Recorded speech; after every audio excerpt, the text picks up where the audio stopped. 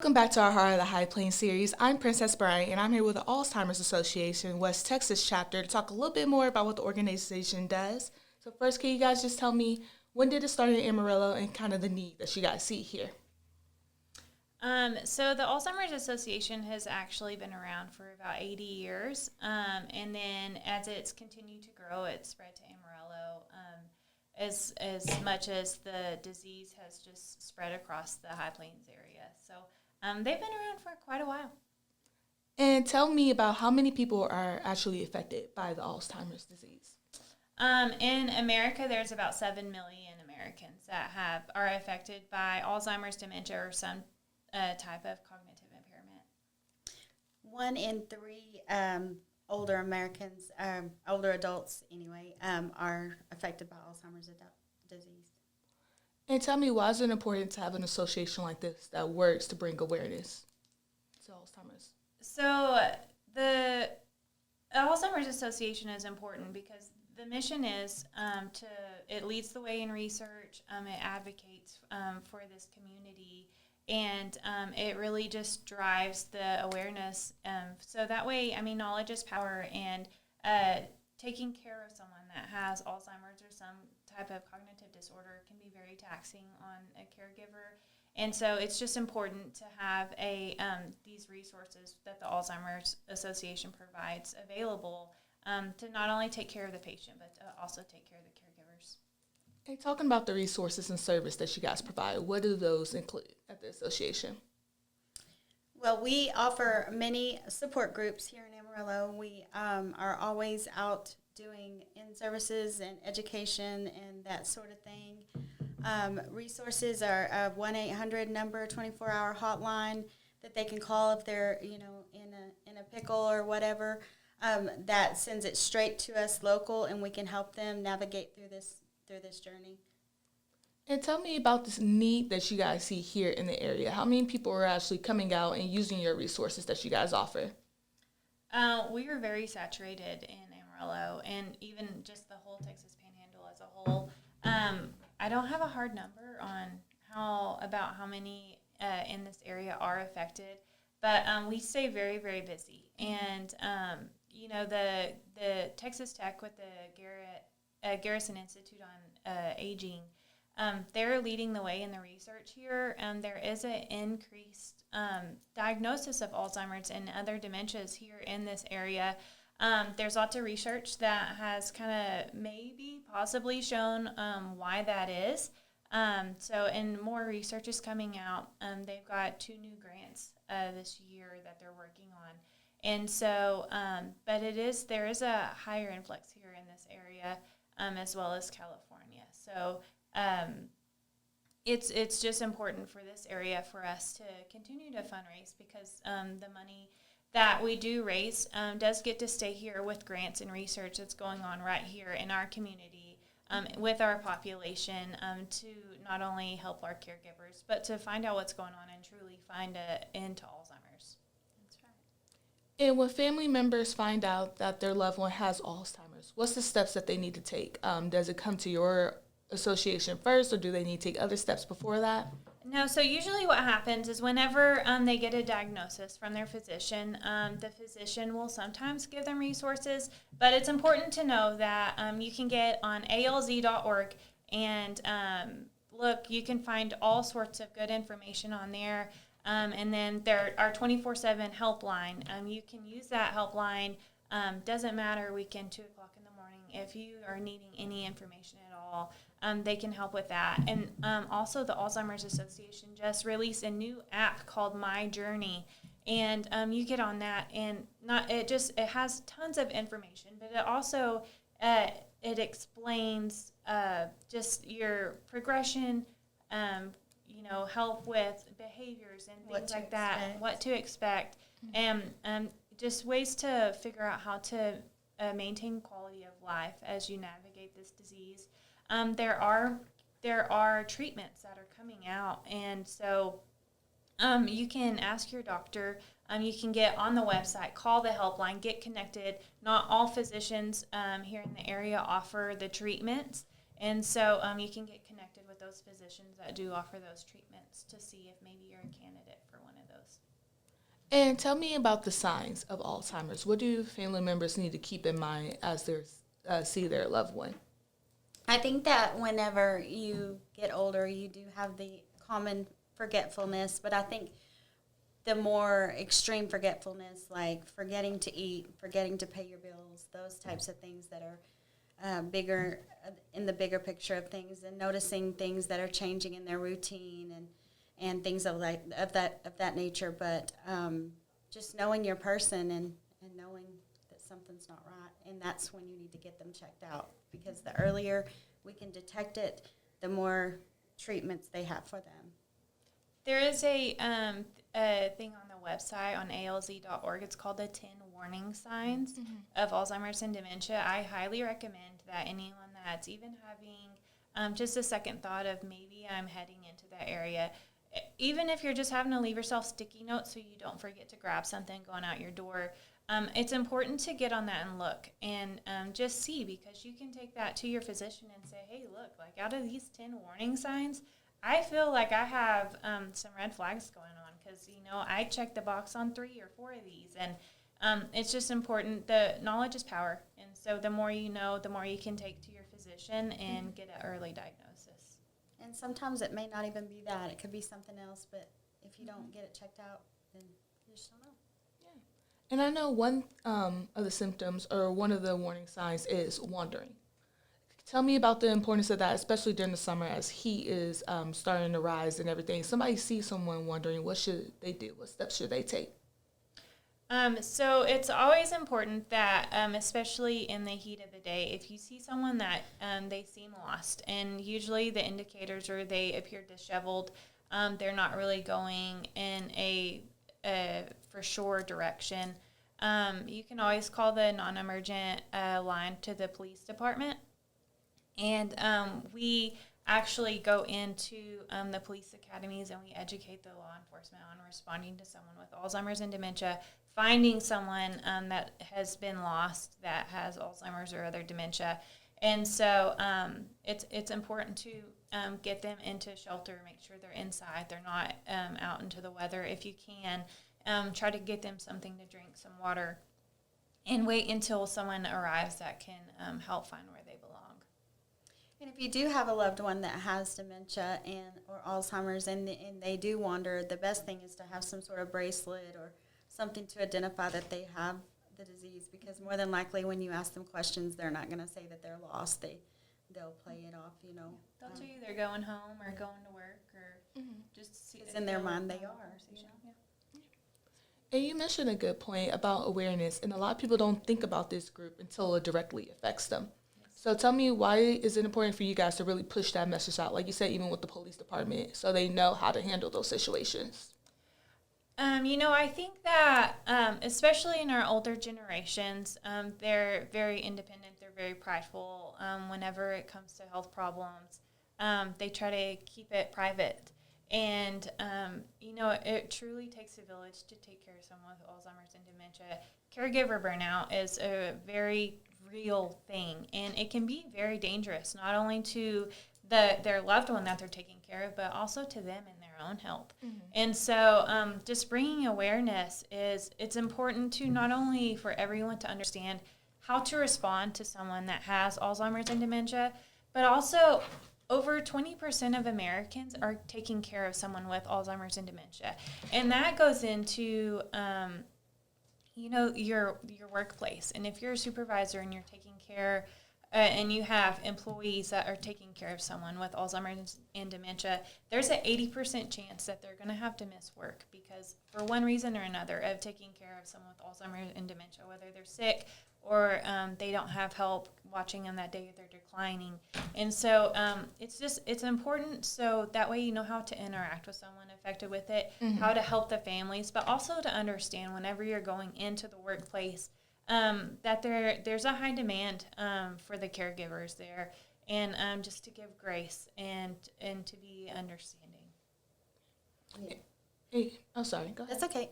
We like to go out and do in-services on that because then that gives those supervisors and bosses and things like that a little better understanding of what that person is dealing with.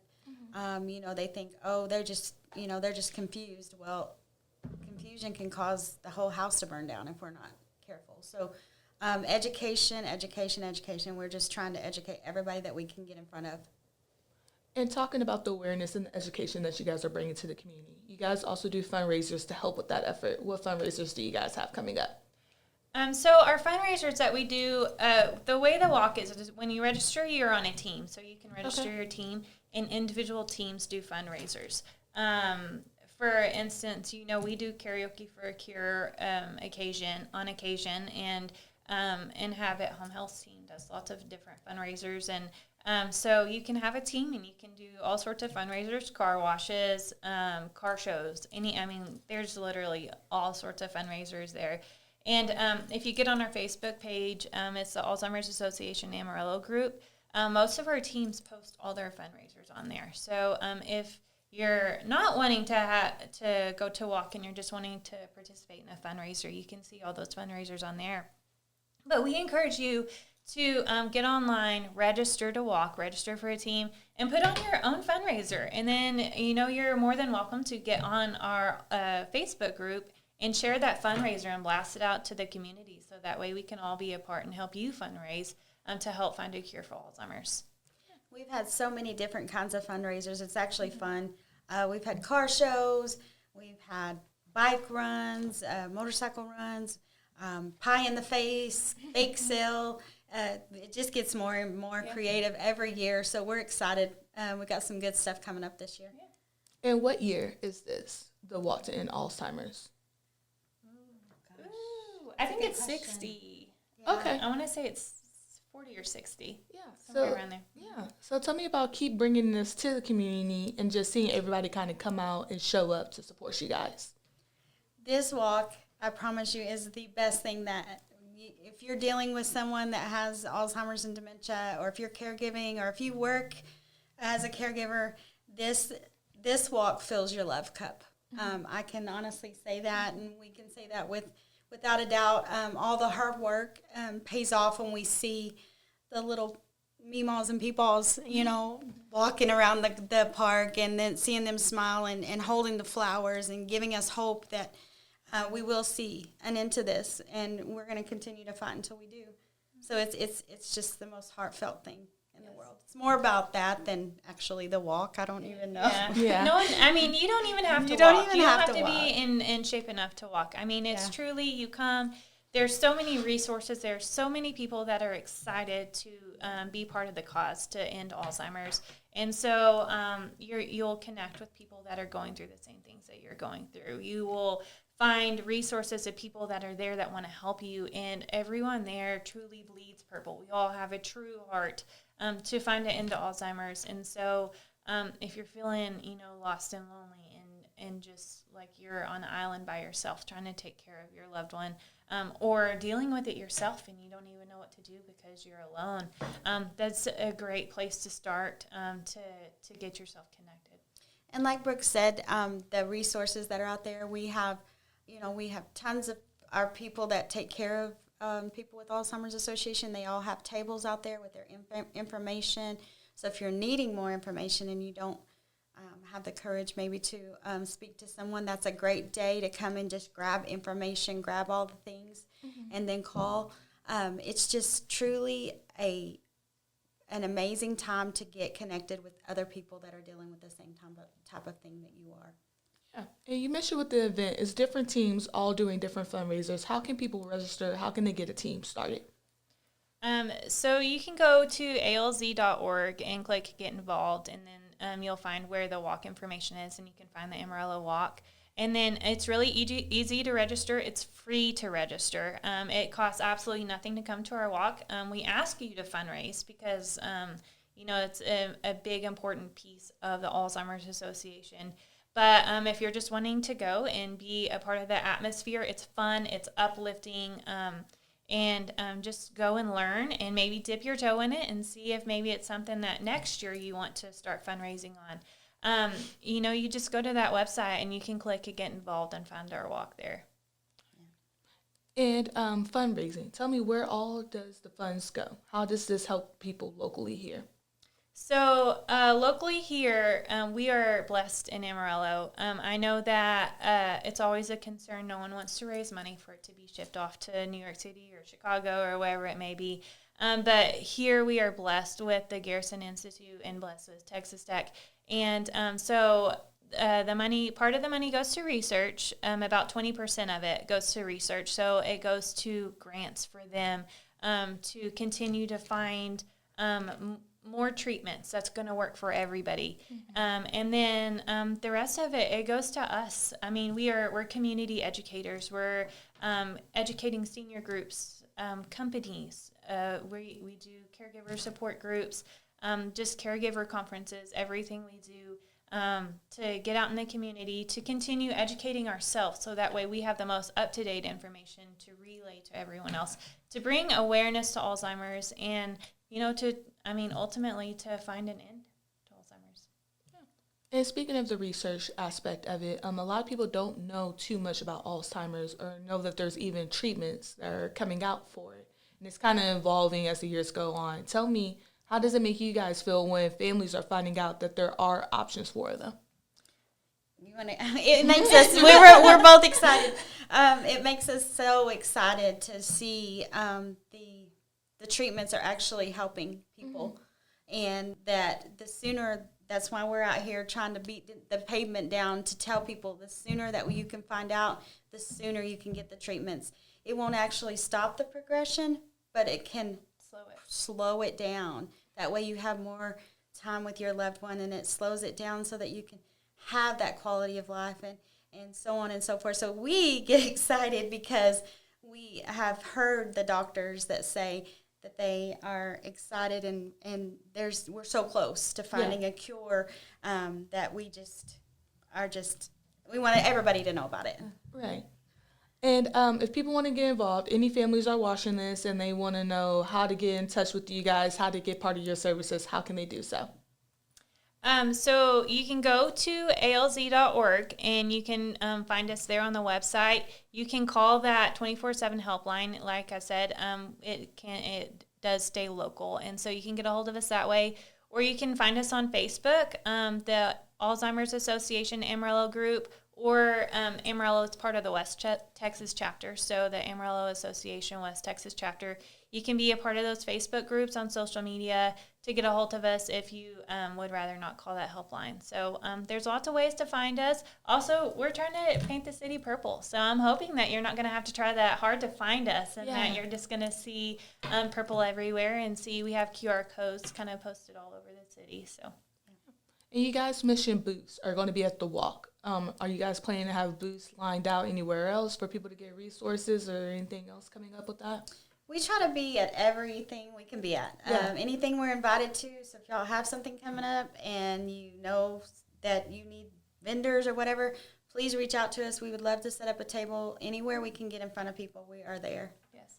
And if you have a company and you're interested in maybe getting involved in this cause, whenever you can get a hold of us, we'd love to come and speak to you, educate you on what we're doing, educate you more on caregivers and Alzheimer's and dementia in the workplace, and really hype you guys up to do your own fundraising and to be a part. The more the merrier. We want everyone in Amarillo to know that the Alzheimer's Association is here. We're fighting. We're painting the town purple.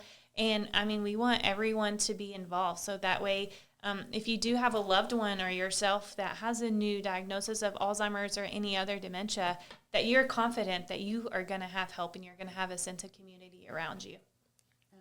And we mentioned fundraising. That's how the community can help. Tell me about volunteering. Do you guys need volunteers at any spots at the association? We always need volunteers. Yeah. We love volunteers. We love people that want to be involved. We have something for everybody. If you're not a people person, we have things for you to make phone calls. We have, if you are a people person, we're going to put you out there, doing interviews or whatever you need to do. But volunteers, yes, we have. This year, actually, last year we didn't have very many. This year we've had an abundance of people wanting to volunteer. We've got football teams. We've got drum bands, Yeah. everybody that can come together and help us in some sort of way. We want to make this a happy thing because it doesn't have to always be sad. It is a very sad and cruel disease. We know that, but we can make light of it and help people navigate through it with love. And volunteers are always needed. Yes. And we do have lots of high school kids that volunteer. We love high school kids. Most of them are, working on getting into the National Honor Society or working on scholarships, things like that. This is a great opportunity to get your hours volunteering. So if you get connected with us, we can set you up for that. I mean, there's everything from helping us make phone calls to even the day of walk on September 20th at Sam Houston Park.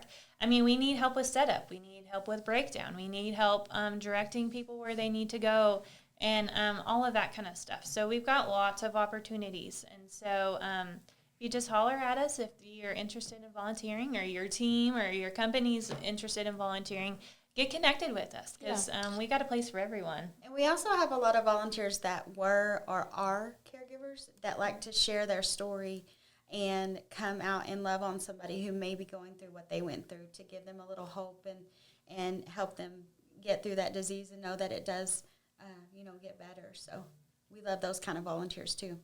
Yeah. And finally, you mentioned a point about just sharing stories, and you also talked about painting the city purple. Tell me how far does it really go for these families to know that they're not alone during this time of need? Oh gosh, we until our last breath, the only time we want to be unemployed is when they find a cure for this disease. So any time that we can get in front of people, we're in front of them. We've actually come a long way. A lot of people didn't want to talk about this disease, or for some reason they just didn't. It was just, we ignored it until it was a big deal. So we're bringing that conversation up everywhere we go. I think people don't know that Alzheimer's disease kills more people than prostate and breast cancer. And breast cancer combined. And combined. So, I mean, it's a big deal. Yeah. And I can guarantee you that when we start having conversations, it doesn't matter if we're at Taco Bell or we're at downtown doing a big meeting at the towers.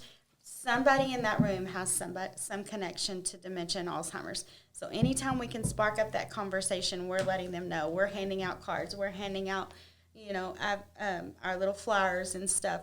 Anything that we can do to get people to realize that they're not alone and that they can talk about it, that's what we're here to do. And I don't think that a couple of years ago it was just kind of like, we just don't want to talk about it.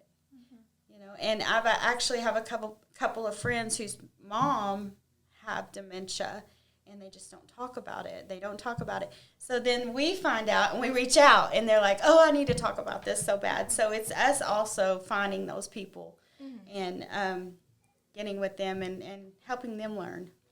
There's also, there's hereditary genetics. Sometimes things are inevitable. And, if you have a family history of Alzheimer's or a family history, like in my case, it's vascular dementia.